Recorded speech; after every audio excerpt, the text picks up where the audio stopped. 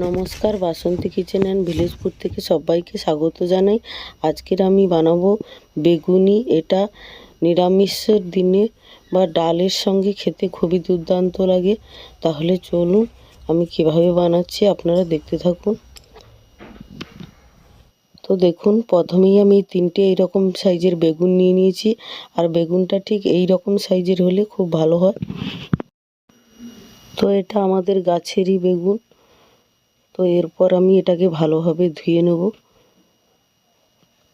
তো দেখুন, আমি জল দিয়ে ঠিক এই রকমভাবে ধুয়ে নিচ্ছি।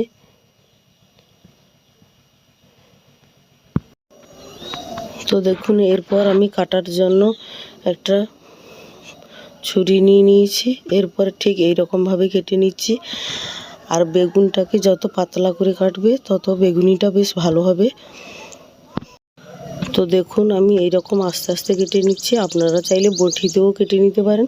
আর ঠিক এই সাইডটাকে আমি বাদ দিয়ে দেবো। আর এটাতে বেসনের প্রলেপটা ঠিকমতো লাগবে না, তার জন্য ওটাকে আমি দিচ্ছি না। তো দেখুন, আমি কতটা পাতলা করে কাটছি ওইটা আপনাদেরকে দেখাচ্ছি। তো এইরকম আস্তে আস্তে করে কেটে নিতে হবে।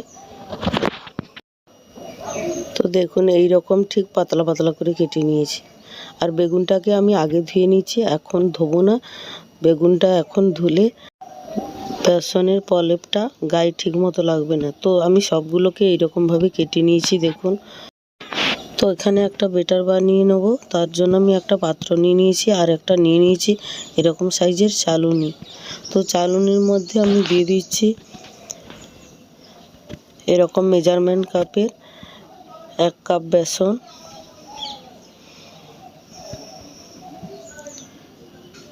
আর দিয়ে দিচ্ছি অল্প পরিমাণে চালের গুঁড়ো। এরপর দিয়ে দিচ্ছি অল্প পরিমাণে কর্নফ্লাওয়ার। এই কর্নফ্লাওয়ারটা দিলে বেশ মুচমুচে হয়, খেতেও খুবই দুর্দান্ত লাগবে। এরপর দিয়ে দিচ্ছি পরিমাণ মতো লবণ। তারপর দিয়ে দিচ্ছি হলুদ একটু কালার হওয়ার জন্য। তারপর দিয়ে দিচ্ছি কাশ্মীরি লঙ্কার গুঁড়ো। তারপর দিয়ে দিচ্ছি জিরের গুঁড়ো। তারপর দিয়ে দিচ্ছি 1 চামচ ধনের গুঁড়ো। এরপর আমি সবগুলো এই শুকনো উপকরণগুলোকে আমি ভালোভাবে চেলে নেব। তো চালা হয়ে গেছে, আমি হ্যান্ড মিক্সি দিয়ে আবারও একবার এই রকমভাবে ঘুরিয়ে নিচ্ছি। তো এরপর আমি এখানে অল্প অল্প করে জল দিয়ে একটা বেটার বানিয়ে নেব। তো এরকম অল্প অল্প করে জল দিতে হবে, নাহলে বেশি একসঙ্গে দিয়ে দিলে পাতলা হয়ে যাবে, আর তাহলে বেগুনিটা ভালো হবে না। তো আমি বেটারটা বানিয়ে আপনাদের সামনে ফিরে আসছি। তো দেখুন, বেটারটা বানানো হয়ে গেছে।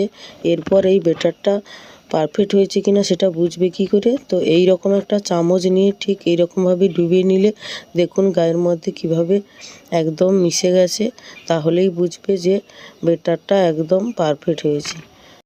তো এরপর আমি গ্যাসের ধারে চলে এসেছি, একটা ননস্টিকের প্যান বসিয়ে দিয়েছি, আর প্যানের মধ্যে আমি সাদা তেল দিয়ে দিচ্ছি।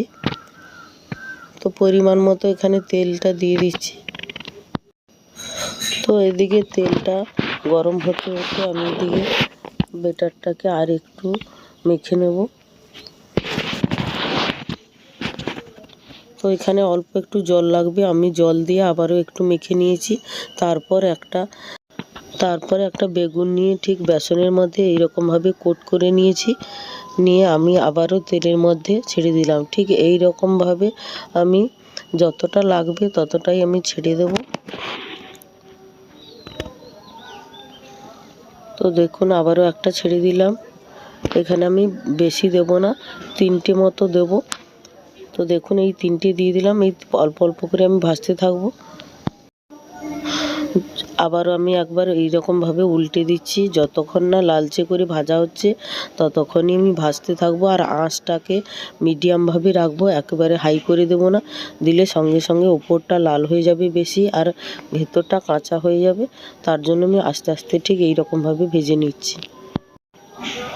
তো দেখুন, ভাজা হয়ে গেছে আর কত সুন্দর ফুলে গেছে। এরপর আমি তুলে নিচ্ছি ছাঁচার সাহায্যে। তো এই রকমভাবে আমি সবগুলোকেই ভেজে নেব।